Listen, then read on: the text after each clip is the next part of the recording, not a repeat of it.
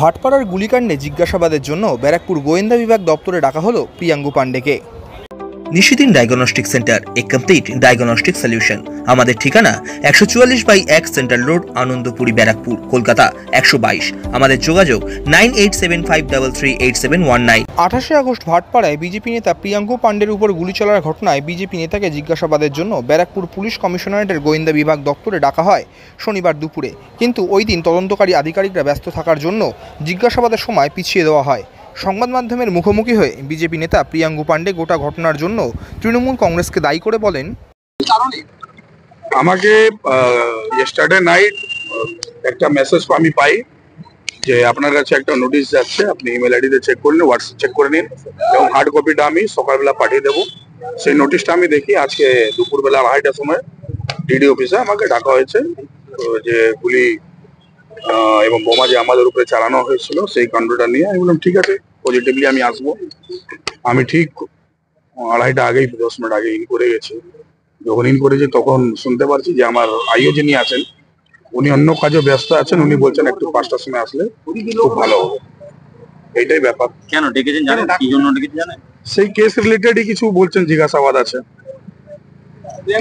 সময় দেখে আপনাকে দুটোর সময় দেখে আবার সময় পরিবর্তন করা হলো, হ্যারাসমেন্ট নাকি? সেটা তো আমার বলা ঠিক না। আমি এইটুকু বলতে পারি যে আইন দিক থেকে প্রত্যেক জায়গায় আমি সাপোর্ট করার জন্য রেডি আছি। আমার অনলি ফর ওয়ান ডিমান্ড, যে বারে আমি বলতাম ব্যারাকপুর কমিশনারেটে অঞ্চলে বিভিন্ন গলিতে পাড়ায় বোমাগুলি ভর্তি আছে, সেটাকে আপনারা রিকভারি করুন। সে রিকভারি না করলে এলাকা শান্ত করা যাবে না, কিন্তু সেটা করা যায়নি। তারই পরিণাম হচ্ছে যে আমাদের উপরে এত বড় রূপে বিহার ইউপিতে আমরা একসময় শুনতাম, আজকে 15 বছর 20 বছর আগে, যে কেউ যাচ্ছে তাকে রাস্তায় আটকে দেওয়া হলো, আটকে দিয়ে একবারে একটা বড় মব অ্যাটাক করলো এবং তার প্রাণ গেল ইয়া তার মার্ডার হলো। সেই রকম ঘটনা আমি জীবিত নিজের জীবনে ফিল্ম স্টাইলে নিজে থেকে দেখেছি। তো এটা হয়েছে এর কারণে যে এলাকা এত আর্মস আছে। তো তরুণ ছেলে 20 বছর 22 বছর 17 বছরের ছেলের হাতে পিস্টল, কাট্টা, 20 থেকে 25টা লোকের হাতে তো আমরা আর্মস দেখেছি, তারা অ্যাটাক করেছে। তো এটা হয়েছে এই জন্যই যে এলাকায় এরকম আছে। এখন ওনারা কি চাইছেন, কিভাবে ইনকোয়ারি করতে চাইছেন ওনাদের ব্যাপার, কিন্তু আমি এখনো বলছি যে শুধু প্রিয়াঙ্গু পাণ্ডে নয়, ব্যারাকপুরের সকলের মানুষের সুরক্ষার জন্য দরকার হচ্ছে বোমাগুলি রিকভারি করে এন্টি সোশ্যালদেরকে জেলে ভরার। এন্টি সোশ্যালরা যদি বাইরে থাকবে কোনোদিন এলাকা শান্ত থাকবে না। এন্টি সোশ্যালদেরকে জেলে ভরার দরকার আছে। নতুন কোনো আশঙ্কার কথা জানানো নিশ্চয়ই 5টার সময় বলেছে, আমি চেষ্টা করব 5টার সময় থাকবো। আমি ওনাদেরকে সাপোর্ট করার জন্য প্রস্তুত আছি। এই খবরটা যদি 1 ঘন্টা আগে জানতাম তাহলে বাড়ি থেকে বেরোতাম না। আমি এখানে চলেছি তাহলে খবরটা পাচ্ছি যে উনি ব্যস্ত আছেন। যেহেতু নোটিশে সময় আমার আসার উচিত, আমি এসেছি, আমি প্রেজেন্ট আছি। 5টার সময় বলেছেন, 5টার সময় আমি প্রেজেন্ট আছি। আমার প্রাণ আমার বেঁচেছে। আমার 2জন ভাই এখনো প্রাণের সঙ্গে লড়ছে, একটা আমার ড্রাইভার, একজন আমার সঙ্গী আমার বন্ধু রবি সিং। কালকে ওর রবি সিং এর অপারেশন হয়েছে, সেই ওটিতে ওর মাথা থেকে বোমার অনেকগুলো পার্টস বেরিয়েছে, সে ওর মাথায় ইন করে গেছিল।